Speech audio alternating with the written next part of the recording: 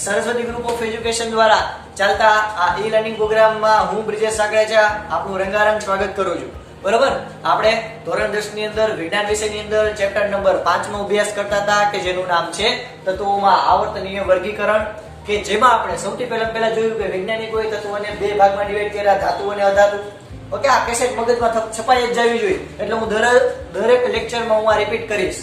Okay, સૌથી પહેલા ધાતુ અને અધાતુ બે ભાગમાં ડિવાઈડ કર્યા, પણ છતાં પણ ઘણા બધા તત્વો વધતા ગયા.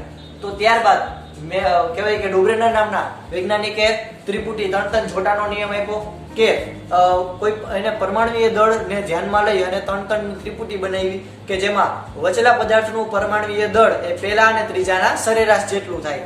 બરોબર, ત્યારબાદ એને મર્યાદા શું હતી તો કે ભાઈ બધાય માટે લાગુ પાડી શકાતો નહોતો.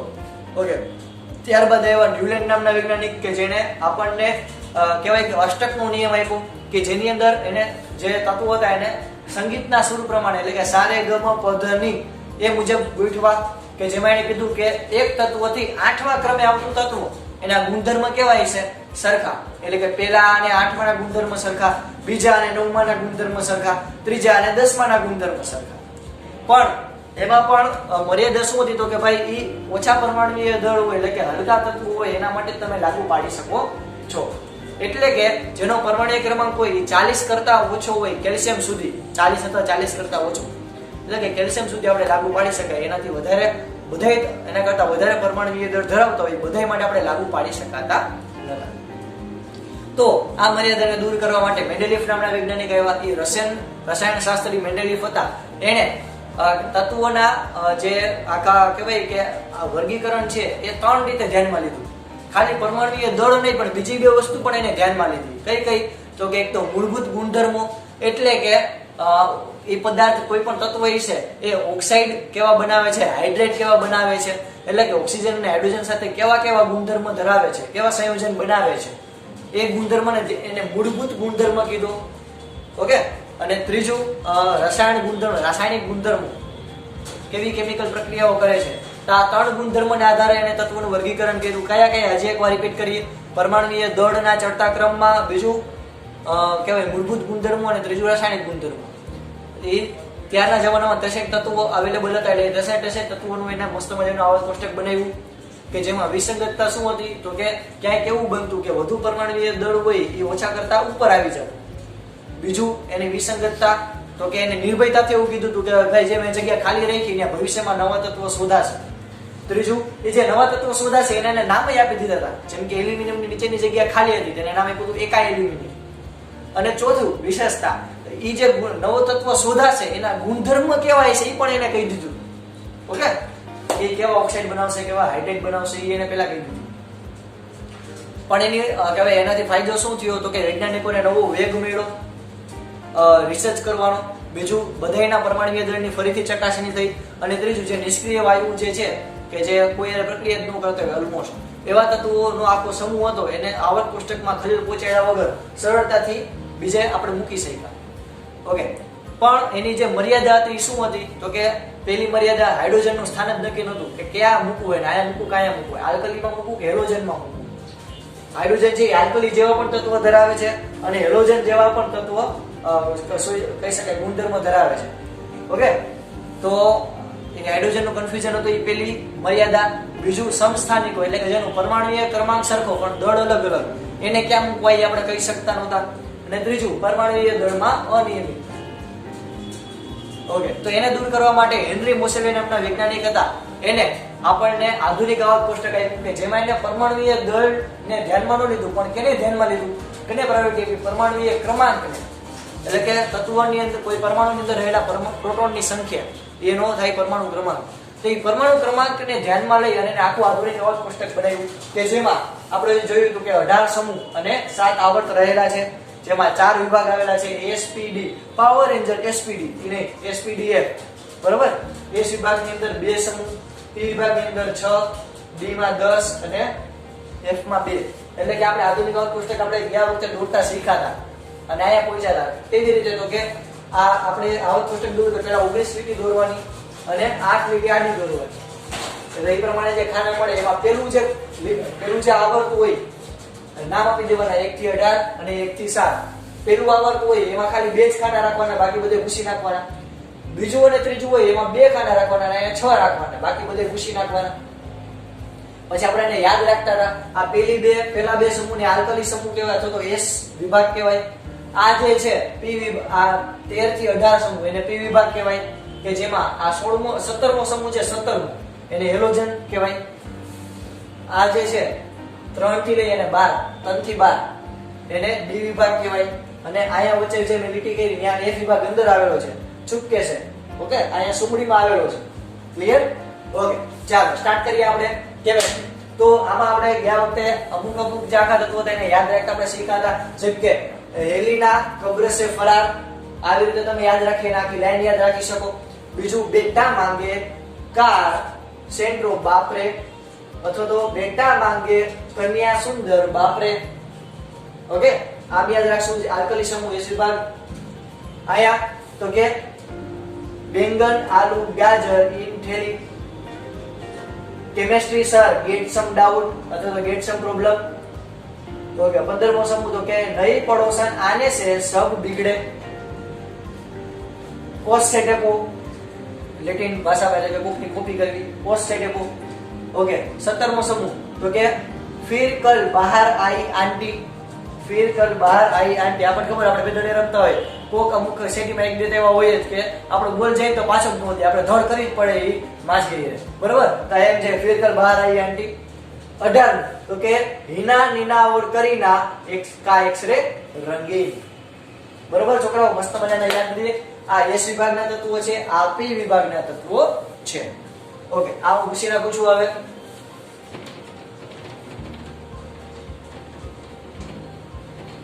ચાલો છોકરાઓ, તો આ S વિભાગ અને P વિભાગ યાદ રહ્યું. હવે આપણે કેની વારી લેશી? તો કે ભાઈ D વિભાગની વારી લેશી.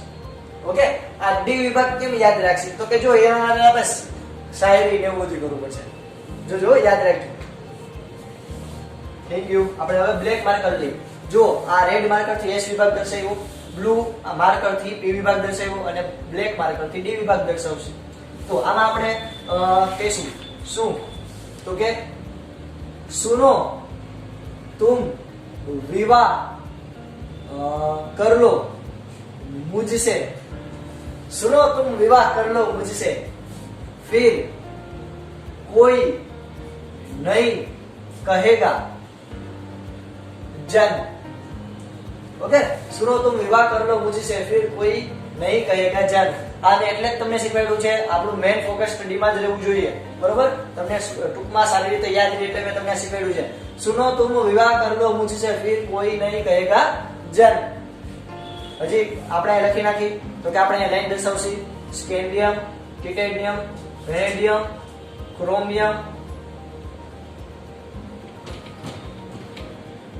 Chromium, manganese, iron, cobalt, nickel, copper અને ઝિંક.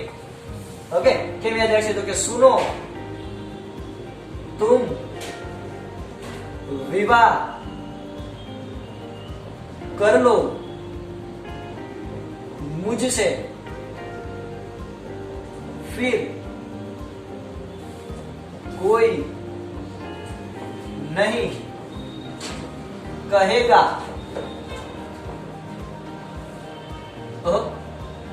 फिर कोई नहीं कहेगा जानू. ओके, सुनो तुम विवाह कर लो मुझसे, फिर कोई नहीं कहेगा जानू. આવડી જાય આખી આ લીટી. ચાલો હવે આયા તો આપણે મસ્ત મજાની શાયરી લખશી. પેલા તમે આ આખું લખી લો. હાલો ફટાફટ 2 મિનિટ ટાઈમ ફટાફટ પૂછ કરી લખી લો. ઓકે, ચાલો આ પૂછી નાખું છું.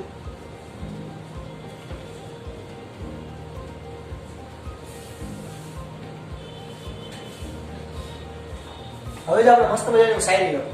શું? તો કે ये जिंदगी नहीं मोहब्बत. કારણ કે ભાઈ આપણે કોકને વિવાહનો પ્રસ્તાવ ભેજી તો પેલા ભાઈ આપણે પ્રપોઝ તો કરવું પડે ને, કંઈક દેખાડવું તો પડે ને. એ કરી ये जिंदगी नहीं मोहब्बत तुम्हारी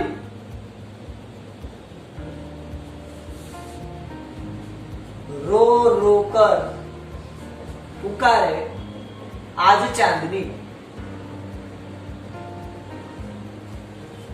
ये जिंदगी नहीं मोहब्बत तुम्हारी, रो रो कर पुकारे आज चांदनी।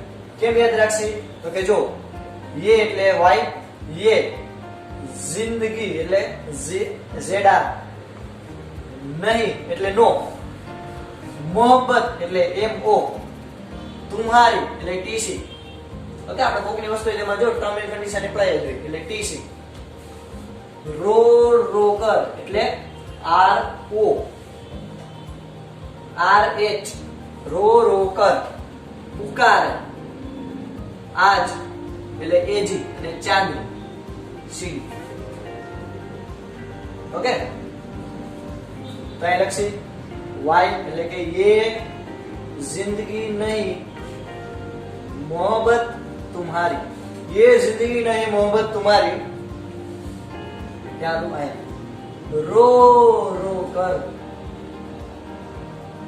पुकारे आज फिर चांद, आज चांद। याद रही जाए तो અહીંયા આવેલું છે S વિભાગ, અહીંયા આવેલું છે D વિભાગ, અહીંયા આવેલું છે P વિભાગ અને અહીંયા સુબડીમાં આવેલું છે F વિભાગ। ઓકે, આપણે અત્યારે પૂરતા આટલા તત્વો તો બહુ ભયો એટલે તત્વો યાદ રહે તો બહુ ભયો। ઓકે, ચાલો હવે જો આમાં તમારે પરમાણુ ક્રમાંક યાદ નહીં રાખવો પડે। તમને પુસ્તક આવડતું હશે ને તો તમને પરમાણુ ક્રમાંક આવડશે, બધી ઇલેક્ટ્રોન રચના આવડશે અને તમને ઘણું બધી ઇન્ફોર્મેશન મળી જશે। ફોર એક્ઝામ્પલ જો હવે લાઈનમાં હું બોલું છું બધા તત્વોના નામ કેવી રીતે, તો કે ભાઈ hydrogen, helium, lithium, beryllium, boron, carbon, nitrogen, oxygen, fluorine, neon, sodium, magnesium, aluminium, silicon, phosphorus, sulphur, chlorine, argon, potassium, calcium, scandium, titanium, vanadium, chromium, manganese, iron, cobalt, nickel, copper અને ઝિંક। ઓકે, આ 1 થી 30 તત્વોના નામ તમને ફરજિયાત આવડવા જોઈએ। તો જો આમાં તમને એમને આવડી જાય, તમારે કઈ યાદ ન રાખવા, આવડી જાય। આમ તમે આખો આવક પુસ્તક લખતા હો ને આવડી જાય, આમાં કઈ નવું નથી। ઓકે, ચાલો આ લખાઈ ગયું છે તો હું પૂછી નાખું છું।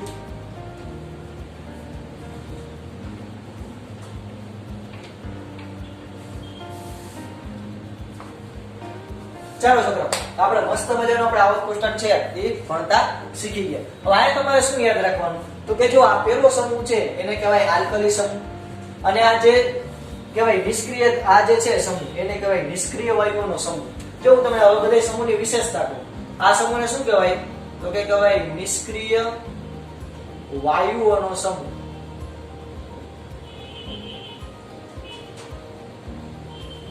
નિષ્ક્રિય વાયુઓનો સમૂહ એટલે કે આ જે બધા વાયુઓ આવેલા છે એ બધા વાયુઓ કોઈ પણ પ્રકારની કોઈ પણ સાથે પ્રક્રિયા કરતા નથી। ઓકે, અને બહુ એટલે બહુ આપણે મથું પડે ત્યારે થોડી પ્રક્રિયા કરે, તો આ બધા નિષ્ક્રિય વાયુ છે। એટલે કે ઇન શોર્ટ આ બધા તત્વો છે ને એ આ ભગવાન જેવા થવા જોઈએ। કેના જેવા થવા જોઈએ? ભગવાન જેવા। આ જે છે એમના માટે ભગવાન 18મું તત્વ, કારણ કે આ એનો છેડો આવેલો છે, છેલ્લે મોક્ષ મળી જાય, એટલે કે આ છેલ્લે બધે આવવાની ટ્રાય કરે, છેલ્લે મોક્ષ મળી જાય, બરાબર? ઓકે, હવે તમે જો સમજો ધ્યાનથી, કઈ માર્ક લો એ ખબર નથી સસુ। હાલો હવે આ માર્ક લો લે। આ hydrogen, lithium, sodium, potassium, rubidium, સિલિયમ અને ફ્રાન્સિયમ આ જે છે આ બધાય +1 એટલે કે આ બધા છે એ +1 સંયોજકતા ધરાવતા હશે, એટલે કે એ સરળતાથી પોતાનો એક ઇલેક્ટ્રોન જે છે બાહ્ય કક્ષામાં એ શું કરતા હશે, ગુમાવતા હશે। એટલે આ બધા એક ધનાયન ધરાવે। આ બેરિલિયમ, મેગ્નેશિયમ, કેલ્શિયમ, સેનિયમ એ બધા જે છે એ બધા કહેવાય કે +2 સંયોજકતા ધરાવે, એટલે કે આ +1 આ +2 એટલે કે આ પોતાની બાહ્ય કક્ષામાં કેટલા ઇલેક્ટ્રોન ધરાવતા હશે? 2। એટલે સરળતાથી 2 ઇલેક્ટ્રોન શું કરી દે। એવી રીતે આ એલ્યુમિનિયમ વાળો જે સમૂહ છે, બે આ બોરોન, એલ્યુમિનિયમ, ગેલિયમ, ઇન્ડિયમ અને થોરિયમ એ પોતાની બાહ્ય કક્ષામાં 3 ઇલેક્ટ્રોન ધરાવે, તો એ 3 ઇલેક્ટ્રોન શું કરી દે? ઓકે, ચાલો હવે વાત કરીએ આપણે આ સમૂહની, નાઇટ્રોજન વાળા સમૂહની। તો આ નાઇટ્રોજન વાળો સોરી આ કાર્બન વાળા સમૂહની ખવાઈ ગયું। કાર્બન વાળા સમૂહ છે એ +4 સંયોજકતા ધરાવે। આની પાસે બીજો ઓપ્શન છે, કાં તો એ +4 કરે, ઓલમોસ્ટ +4 જ કરાવે, અને કાઈ શું કરે પોતાના બધા ઇલેક્ટ્રોન દાન કરી દે, ઓલમોસ્ટ +4 કરશે, અથવા તો -4। એની પાસે બે ઓપ્શન છે, ઓલમોસ્ટ શું કરશે +4, હવે તો કે જો આ N O અને F આટલા જે તત્વો વધ્યા માં નાઇટ્રોજન છે એ 3 ઇલેક્ટ્રોન મેળવશે સોરી એ પોતાની બાહ્ય કક્ષામાં કેટલા ઇલેક્ટ્રોન જોતા હશે 3 ઇલેક્ટ્રોન એને જોતા હશે એટલે 3 ઇલેક્ટ્રોન મેળવશે યાદ છે એટલે નાઇટ્રોજન છે એ 3 ઇલેક્ટ્રોન લે ઓક્સિજન છે એ બાહ્ય કક્ષામાં 2 ઇલેક્ટ્રોન જોતા હશે એટલે અષ્ટક પૂરું કરવા માટે લે નાઇટ્રોજન ને જો આયા જવું હોય તેના માટે કેટલા સ્ટેપ બાકી રહ્યા 3 સ્ટેપ બાકી રહ્યા એને કેટલા ઇલેક્ટ્રોન જો સમજો બધાને કેના જેવું થવું ભગવાન જેવું થવું છે બરાબર તો જો આ સોડિયમ માટે બે ઓપ્શન છે કાં તો એ શું કરે તો કે 1 2 3 4 5 6 અને 7 એ 7 ઇલેક્ટ્રોન મેળવે કાં તો એ શું કરે એક ઇલેક્ટ્રોન ગુમાવે તો આના જેવું થઈ જાય યા પોતાનું એક સ્થાન ગુમાવે તો આના જેવું થઈ જાય ઓકે આઉટ કોષ્ટક છે આવી રીતે ઝીગઝેગ આવે તો આ સોડિયમ આયા છે તો એની પાસે બે ઓપ્શન છે કાં તો એ આયા આવે અને કાઈ આયા આવે તેના માટે કયું હેરવું પડે તો કે એક સ્થાન ગુમાવે એટલે ડાયરેક્ટ આયા આવે ઓકે તો સોડિયમ છે એક ઇલેક્ટ્રોન ગુમાવશે એટલે આયાના જે તત્વો છે એ પોતે એક ઇલેક્ટ્રોન ગુમાવશે અને એ ધન આયન બનાવી અને આ બધી નિષ્ક્રિય વેવ જેવી રચના ધારણ કરશે આ બે ઇલેક્ટ્રોન ગુમાવી અને નિષ્ક્રિય વેવ જેવી રચના ધારણ કરશે આ 3 ઇલેક્ટ્રોન ગુમાવી અને નિષ્ક્રિય વેવ જેવી ઇલેક્ટ્રોન રચના પ્રાપ્ત કરશે આ 4 ઇલેક્ટ્રોન ગુમાવી ઓલમોસ્ટ હવે આના માટે શું સહેલું પડે તો કે નાઇટ્રોજન માટે જો 3 સ્ટેપ છે તો એ કઈ 6 ઇલેક્ટ્રોન મેળવે નહીં શું કરે સોરી 6 ઇલેક્ટ્રોન ગુમાવે નહીં 3 ઇલેક્ટ્રોન મેળવી લે એટલે -3 ઓક્સિજન તો જો હાવ નજીક ખેલાવો એ તો ખાલી 2 સ્ટેપ જ આગળ હોય તો એ 2 ઇલેક્ટ્રોન મેળવી લેશે એવી રીતે સલ્ફર 2 ઇલેક્ટ્રોન મેળવી લેશે સેલેનિયમ 2 ઇલેક્ટ્રોન મેળવી લેશે ફ્લોરિન તો કે જો ફ્લોરિન તો એને તો લોટરી લાગી હાવ ભગવાનની બાજુમાં જ છે એ ખાલી 1 ઇલેક્ટ્રોન મેળવી લે એટલે ભગવાન છે એ ખાલી 1 ઇલેક્ટ્રોન મેળવી એટલે કેના જેવું થઈ ગયું ભગવાન છે તો તમને આખા બધા સમૂહની સંયોજકતા ક્લિયર થઈ છોકરાઓ આ જે છે એ +1 સંયોજકતા એટલે કે 1 ઇલેક્ટ્રોન ગુમાવશે આ +2 એટલે કે 2 ઇલેક્ટ્રોન ગુમાવશે આ 3 ઇલેક્ટ્રોન ગુમાવશે આ 4 ઇલેક્ટ્રોન ગુમાવશે અહીંયાથી ઊંધું નાઇટ્રોજન થી એની માટે 3 સ્ટેપ આગળ હોય 3 સ્ટેપ આગળ છે સક્સેસ એ 3 સ્ટેપ 3 ઇલેક્ટ્રોન મેળવશે આ 2 ઇલેક્ટ્રોન મેળવશે અને આ 1 ઇલેક્ટ્રોન મેળવશે હવે આખા આવર્ત કોષ્ટકમાં આ આલ્કલી સમૂહ છે એ આલ્કલી સમૂહ એવા છે કે જે સરળતાથી પોતાનો 1 ઇલેક્ટ્રોન ગુમાવી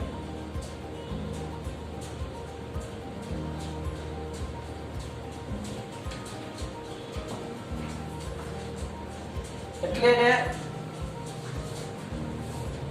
ઓકે સરળતાથી પોતાનો 1 ઇલેક્ટ્રોન શું કરી દે ગુમાવી એટલે આ જે તત્વ હોય ને એકદમ સક્રિય હોય એ સરળતાથી પોતાનો 1 ઇલેક્ટ્રોન કરી દે ગુમાવી અને લેતો જાય એટલે સરળતાથી પોતાનો 1 ઇલેક્ટ્રોન ગુમાવી એટલે આ જે હોય ને એકદમ સક્રિય પદાર્થ હોય પેલા જે સમૂહમાં હોય ને એકદમ તાકાતવાળા એકદમ સક્રિય હોય એટલે તમે જો નાઇટ્રોજન સોડિયમ છે તેને આપણે કેરોસીનમાં રાખીએ એટલે કે ખુલ્લી હવામાં ન રાખીએ કોઈ પાત્રમાં કોઈ માધ્યમમાં રાખવું પડે એટલે જેવું આપણે હવામાં રાખીએ તો ઓક્સિજન પકડે કરીને બહુ બહાર બોલાવી દે ભડકા જ કરે છે માથા કૂટે જ નહીં બરોબર તો આ આલ્કલી સમૂહ છે એ સરળતાથી પોતાનો 1 ઇલેક્ટ્રોન ગુમાવી દે એવી રીતે આ જે હેલોજન છે એ સરળતાથી આ હેલોજન એટલે ફિઝિકલ બહાર આવી આંટી ફ્લોરિન ક્લોરિન બ્રોમિન આયોડિન અને એસ્ટેટિન એ જે છે હેલોજન સમૂહ કહેવાય જગારામાં એવો સમૂહ એ હેલોજન સમૂહ છે એ સરળતાથી 1 ઇલેક્ટ્રોન મેળવે એટલે આ જે તત્વો છે એને કહેવાય યાદ રાખજો છોકરાઓ આ તત્વોને કહેવાય વિદ્યુત ઋણ તત્વો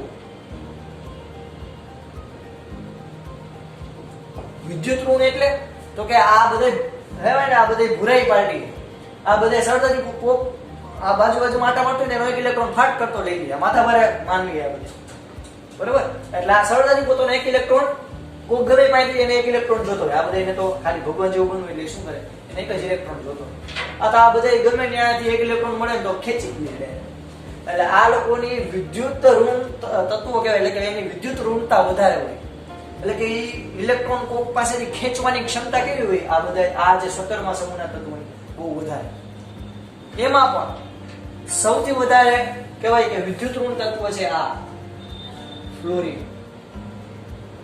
આ વિલન દેખાય તમને એ સૌથી વધારે વિદ્યુત ઋણ તત્વ ફ્લોરિન સરળતાથી કોકનો 1 ઇલેક્ટ્રોન દેખાય અને ભુરાયો થયો નથી ડાયરેક્ટ લઈ માથા મોટે ઓકે ક્લિયર થયું આ ફ્લોરિન બ્રોમિન આયોડિન અને એસ્ટેટિન હેલોજન ક્લિયર થયું બધાયને ચાલો હવે હું અર્ધ ધાતુની વાત કરું હવે જો આ બે સમૂહ હોય છે આ ધાતુ હોય છે આ ધાતુ હોય છે એટલે કે સમૂહ તો આ બધું છેલ્લે આ નોટ જ લખતો જાવ, બધું તમારે તમારી બુકમાં લખવું પડશે. આવી જ રીતે સમૂહ આ 1 2 એટલે કે આ બે છે એ ધાતુ, આ જે સમૂહ છે આવડો એ પણ ધાતુ સમૂહ છે. જ્યારે આ જે છે નાઇટ્રોજન થી ચાલુ થઈ અને આ બધે એ અધાતુ સમૂહ છે. કેવા? અધાતુ. આને આ તો નિષ્ક્રિય. જે સરળતાથી પોતાનો એક ઇલેક્ટ્રોન દાન કરી દે, જે સરળતાથી દાન કરતા હોય ધાતુ હોય, તો જો આ બે દાન કરે છે એટલે તો ધનાયન બનાવતા હોય, તો જે ધનાયન બનાવતા છે એ ધાતુ. આ કેવા? એ ઋણાયન બનાવે, તો જે ઇલેક્ટ્રોન મેળવતા હોય એ અધાતુ હોય. આ બધે અધાતુ, નાઇટ્રોજન વાળું કોલમ, ઓક્સિજન વાળી કોલમ, ક્લોરીન વાળી, આ બધે તો નિષ્ક્રિય, ભગવાનના ગણના મારા કે માતા જ નહીં. હવે તો કે વચ્ચે આવ્યો અર્ધ ધાતુ, કે નથી ધાતુ નથી અર્ધ ધાતુ, તો આ જે કોલમ છે એને આપણે કહીશું અર્ધ ધાતુ. પણ ખાલી આ જ કોલમમાં અર્ધ ધાતુ આવેલા નથી. ઓકે, આ કાર્બન છે તો આ કોલમમાં પણ અપવાદ છે. કેવી રીતે? તો કે જો આટલા તત્વો છે એ અધાતુ તરીકે વર્તે છે. મેં તમને બેઝિક લેક્ચરમાં કીધું હતું કે આ કોલમ અર્ધ ધાતુમાં આવે, પણ એવું નથી છોકરો. આ બેરિલિયમ છે, આ બેરિલિયમ, પછી સિલિકોન ને જર્મેનિયમ, સોરી બેરિલિયમ નથી, આ બોરોન, બોરોન, સિલિકોન, જર્મેનિયમ અને યસ એસ્ટેટિન અને હજી એક આવશે આ બે. જેટલા મેં આ તમને રેડ ઝોન કર્યા એ શું છે કે આ જેટલા મેં રેડ ઝોન કર્યા ને એ અર્ધ ધાતુ તરીકે વર્તે. એટલે કે આ કાર્બન છે હકીકતમાં હોવો જોઈએ અર્ધ ધાતુ, પણ એ છે અધાતુ. ઓકે, આ બધા તત્વો છે આ એક પ્રકારની બાઉન્ડ્રી વર્તે. આ શું એક પ્રકારની બાઉન્ડ્રી? આ બાઉન્ડ્રી થી આ બાજુના બધા તત્વો છે એ કેવા છે? ધાતુ. આ બાઉન્ડ્રી થી ઓલી બાજુના બધા ગુણધર્મ, ઓલી બાજુના બધા તત્વો કેવા છે? અધાતુ. ક્લિયર છે છોકરાઓ? આ બાઉન્ડ્રી થી આ બાજુના બધા તત્વો ધાતુ, ઓલી બાજુના બધા અધાતુ. ઓકે, તો આવું કોષ્ટક તમને પૂરેપૂરું ડિટેલમાં સમજાવવાનું મસ્ત મજાનું એવું હું ધારી લઉં. ઓકે, હજી પર આપણે બધા જે છે એને આપણે રિપીટ કરી લઈએ. શું? તો કે હેલીના કબ્ર સે બહાર, બેટા માંગે કાર, સ્કૂટર બાપ રે, आया बैंगन आलू गाजर इन ठेली, chemistry sir get some problem, night नई पड़ोसन आने से सब बिगड़े, पोस्ट से डेपो, फिर कल बाहर आई आंटी, हिना नीना और करीना का एक्सरे रंगीन. तो क्या आया?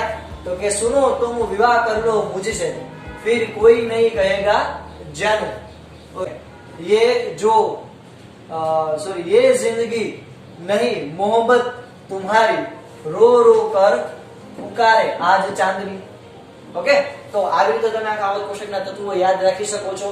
આ તમારે પ્રેક્ટિસ કરવાની છે. આજના હોમવર્કમાં આખું આવત કોષ્ટક તમારે 5 વાર લખવાનું છે આપણા શોર્ટકટની રીતે, તો જ તમને બધાને આવડશે. કેટલી વાર? 5 વાર. આજનું હોમવર્ક પહેલેથી કહી દઉં છું. ઓકે, આ જે બે સમૂહ છે એને કહેવાય આલ્કલી સમૂહ, સોરી આ જે સમૂહ છે એને કહેવાય આલ્કલી તત્વો. આ સમૂહ 1 ના તત્વો અને 2 ના તત્વો એ વધારે સક્રિય હોય. એમાં પણ આખા આવત કોષ્ટકમાં સૌથી વધુ સક્રિય તત્વો કયા? તો કે આ આલ્કલી સમૂહ. ઓકે, આ બે તત્વોને S વિભાગના તત્વો કહેવાય, આને P વિભાગના તત્વો કહેવાય અને D વિભાગના તત્વો. આની સંયોજકતા +1 છે, એટલે કે સરળતાથી પોતાનો એક ઇલેક્ટ્રોન ગુમાવી દેશે. આ સરળતાથી પોતાનો 2 ઇલેક્ટ્રોન ગુમાવી દેશે. આ સરળતાથી પોતાના 3 ઇલેક્ટ્રોન ગુમાવી દેશે. આ 4 ઇલેક્ટ્રોન ગુમાવશે તો 4 ઇલેક્ટ્રોન મેળવશે. બે પોસિબિલિટી ખરા. ઓકે, આ તો કે 15મા સમૂહથી 17મો સમૂહ તો કે અધાતુ તરીકે કામ કરે.